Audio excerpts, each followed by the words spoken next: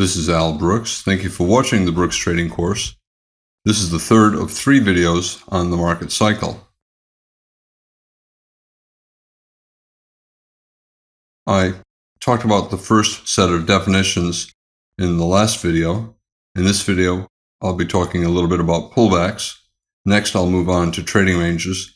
And finally, I'll talk about trying to construct binary decisions when you're placing trades. Any pause in a trend is a pullback, and it's also a small trading range. And traders expect the trend to resume.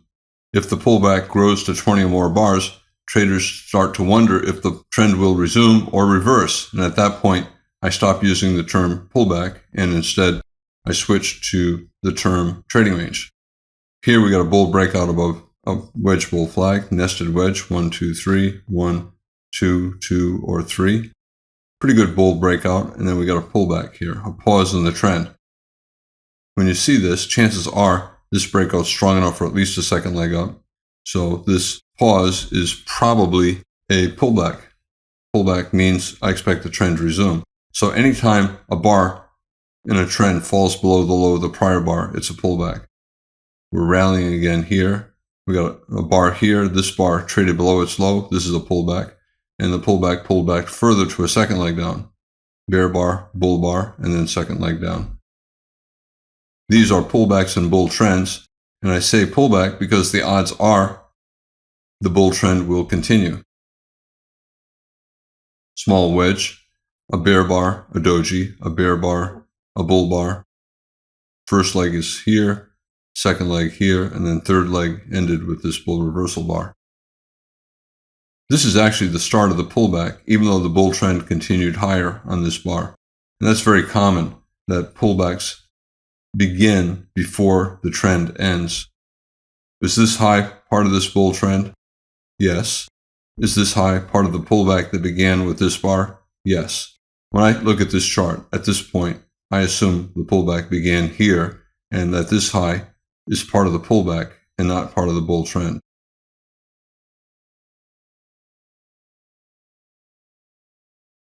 A pullback is any pause. So for example, if I have a bull trend and a bear bar, that is a pullback. Whether or not this low went below that low, I still call it a pullback. In this case, it did go below that low, so most traders would call it a pullback. Pullback can grow. It can grow into a trend reversal. You can see we broke below the bottom of the bull breakout. Once it breaks below a major low like this, traders stop using the term bull trend and say that it's either in a trading range or in a bear trend.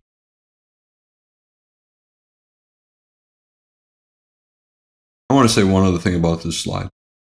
I said earlier this is a wedge bull flag. I think some computers look at this as a pullback from this breakout.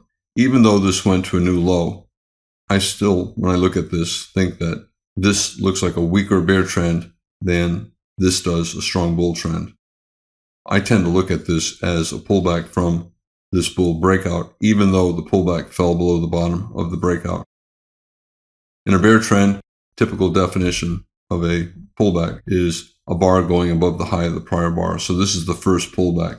However, a smaller time frame chart, this bull bar is actually almost certainly a pullback. On the 5-minute chart, I would call it an implied or inferred pullback. It's a pullback, not on this chart, but on some lower time frame chart. I still view it as a minor pullback. This is an actual pullback on this time frame because it went above the high of the prior bar. So this is the first bar on this time frame that actually pulled back above the high of a prior bar in a bear trend.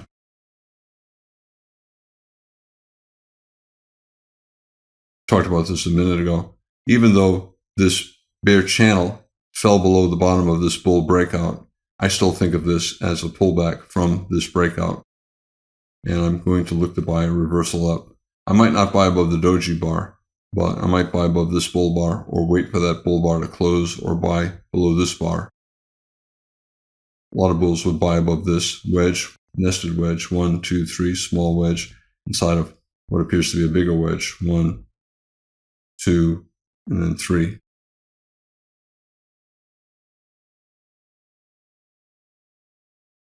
I talked earlier about definitions of trends and legs and pullbacks and swings. This to me is a bull trend. Here's a 50% pullback, but it has a lot of bear bars, and the market probably went always in short. And the profit was probably big enough for a swing profit, so I would call it a bear swing. And any move up or down is a leg. So this is a leg, but it's big enough. I would call it a trend, big enough for a big swing trade. This is a leg down, big enough for a swing short. So I would call it a swing down. You can call it a leg. You can also call it a 50% pullback from this bull trend. And then we got a rally here, not strong enough for me to be thinking about it as a trend. I'm wondering at this point if it's a bull leg in a trading range. So it's a bull leg in a trading range. It went up far enough for a swing profit, so you could also call it a bull swing. And then likewise, we went down far enough for a swing profit. Clearly not a bear trend. We're not even making lower lows. We went down for a lot of bars, enough for a swing profit. I'd call it a bear swing. Or you can call all of these legs, bull leg, and then a couple bear legs in a trading range and a bull leg in a trading range. And they subdivide. Within it, there are smaller legs. Here's a little bear leg in this bull swing. And it's also a pullback from this beginning bull trend. Just like we have a bull trend here, 4 or 5 bars up and then a pullback to a higher low, 50% retracement of the rally. This is a pullback in a bull trend. And this is a pullback in a bear trend. The trend continued down.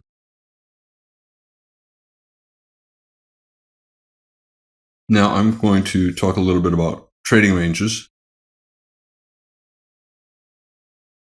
A trading range can be a single bar. This is a 1-bar trading range. That's a 1-bar trading range. If I think the trading range is so small and so insignificant to not alter the course of the bars to the left, I call it a pullback. So in other words, this is a small trading range, a 1-bar trading range, but it's not enough of a pause or interruption in the bear trend to make me think the bear trend has ended. I think the bear trend is going to continue down. So anytime there's a trading range and I think the trend is going to continue, I call that trading range a pullback. Trading range usually has to go to 20 or more bars before traders start to question trend resumption and they start thinking about a possible trend reversal. Pretty strong reversal up, micro double bottom, down, up, down, and sell climax. When you look at it, do you think that this is a bear flag, a pullback? Do you think that we're going to go down? Or do you think, oh, that's a pretty big bar up. I'm a little bit confused. So big down, big up. Plus we went up and down on this bar and then up again. So when you look at that, are you thinking pullback or are you thinking confusion? If you're thinking confusion, that is one of the hallmarks of a trading range.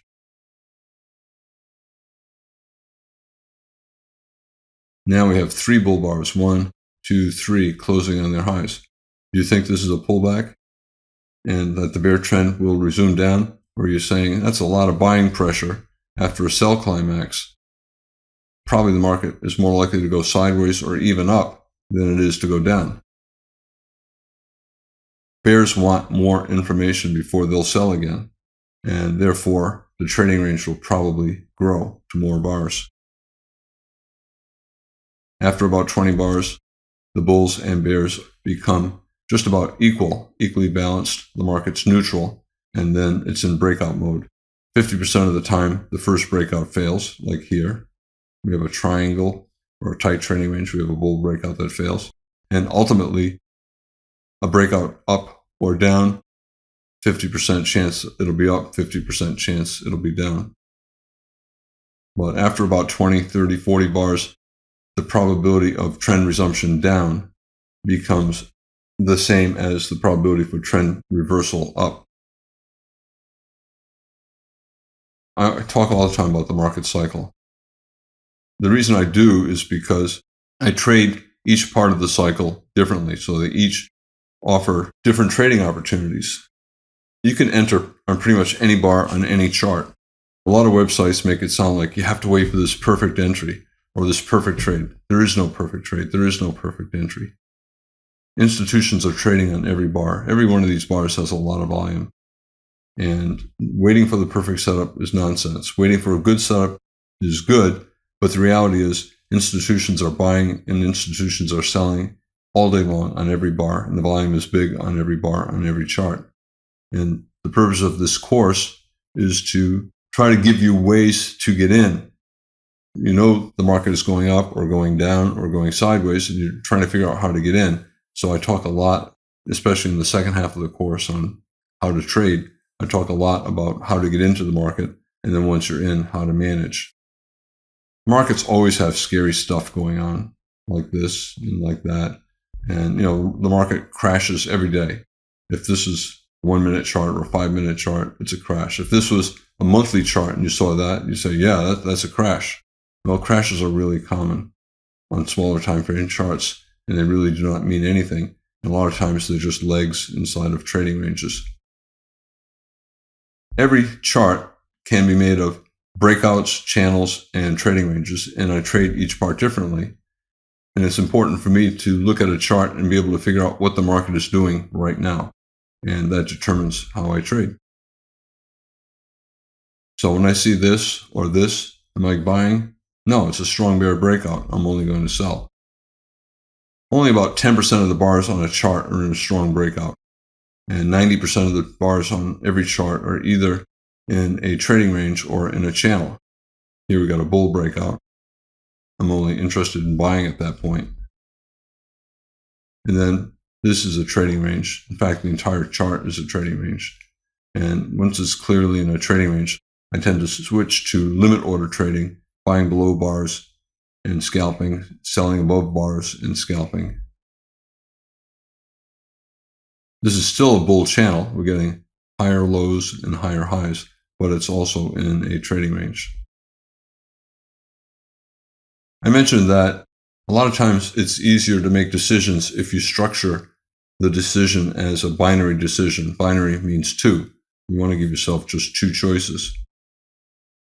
So for example, you look at a part of the chart right here and you ask yourself, first off, is it a trend or a trading range? And if it's a trend, is it a channel or a breakout? So this is a bull trend and has pullbacks, so it's a channel. Is the channel tight or broad? And we're getting a reversal. Is it minor or major?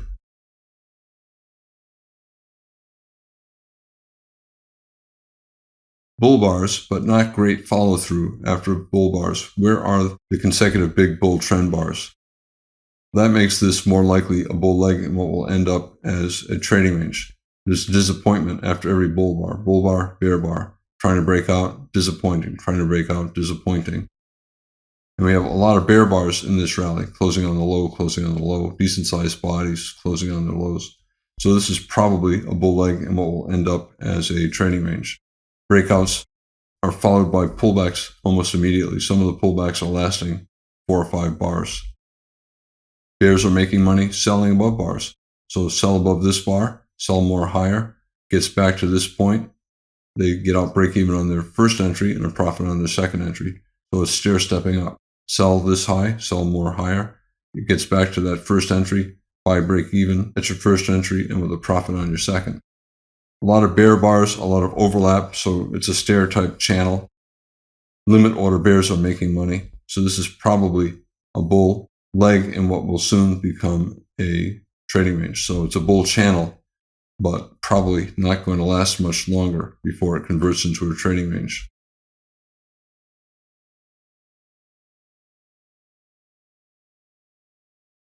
Because a trading range might be coming soon, a lot of the bulls will scalp. The bears are clearly scalping. They're selling new highs, selling more higher.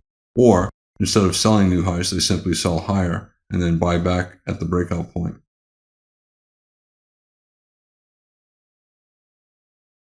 This is a breakout right here. But is the entire thing a breakout or is it a tight channel? When we have 2 bars in the pullback, it still could be part of the breakout, but then we get another pullback here. So I think this is a channel.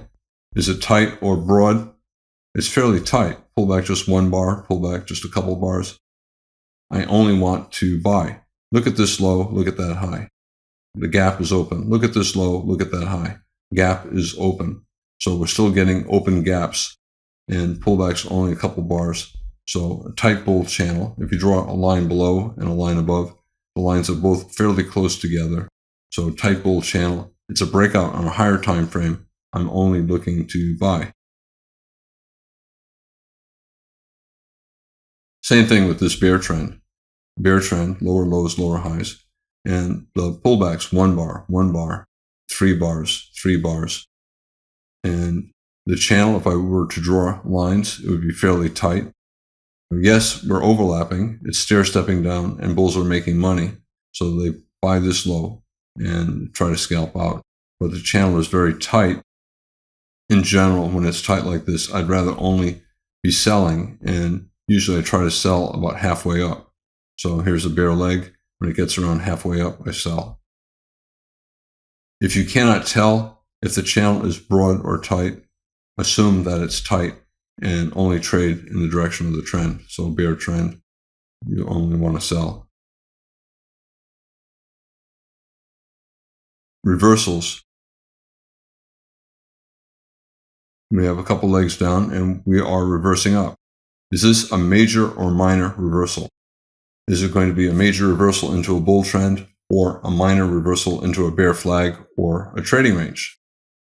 In general, when the channel down is very tight, any reversal is probably minor, which means a bull leg in a trading range or a bull leg in a bear channel. So if you're buying a minor reversal in a bear trend, it's better only to be scalping. So strong bull breakout, I only want to look to buy. And I can scalp or swing, and I buy for any reason. I buy bull closes, I buy at the market, I buy above bars, I buy above this bar, I buy below bars, below that bar, betting that the bear reversal will fail. And then the market converted into a fairly broad bear channel. This sell-off is strong enough, so some traders would say it's always in short. This sell-off lasted 15, 20 bars. It's a broad bull channel. And when it's a broad bull channel, it's bull. It's a type of bull trend, so you certainly want to be looking to buy. But because the pullbacks are deep, you can also sell. You can either sell the high and scale in higher, or sell at least a scalp distance above that high, looking for the market to pull back to that high, and then you scalp out. Bears are making money selling in a bull trend, and that usually means that the trend is going to evolve into a trading range fairly soon. Trading range, big up, big down, big confusion, so sideways. Traders will try to buy in the bottom third, sell in the top third. Bulls will buy down here. Bears will buy down here as well. So they sell near the top and they buy near the bottom. They sell near the top, and if it goes low enough, they buy. So bears sell near the top, and then they buy back their shorts at the bottom. Bulls look to buy near the bottom, and they sell out of their longs near the top. So both bulls and bears are selling high. Both bulls and bears believe the market is not going to go very far up or down, so they take quick profits.